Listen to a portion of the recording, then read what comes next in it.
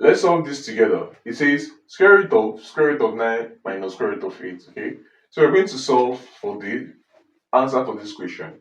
And first of all, we can say here that square root of 9 is equal to 3. So we have 3 minus square root of 8 all under square root sign. Okay, now square root of 8 is the same thing as, so we have square root of 8 to be the same thing as square root of 2 times square root of 4.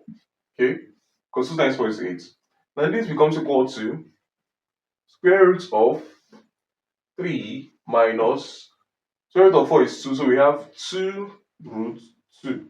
Okay, now this becomes equal to square root of, now 3 is the same as 2 plus 1, so we have 2 plus 1 minus 2 root 2. Okay, making our answer simple.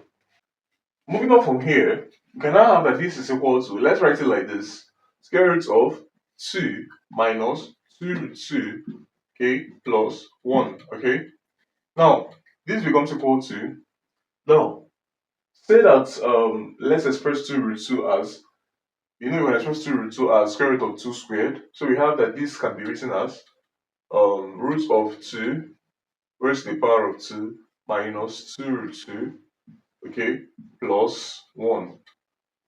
Then this becomes equal to, so let's assume we have a minus 1 all squared, for example.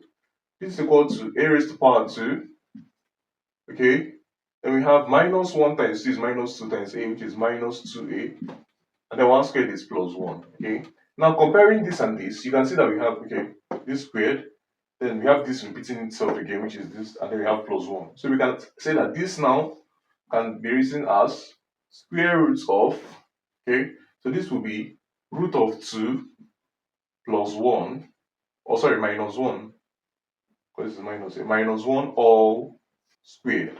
Okay, and this is become equal to square roots and square cancels give us root of 2 minus 1. This becomes the final answer to this question. Thanks for watching. If you made it to the end, please like, comment, subscribe. I'll see you guys in my next video.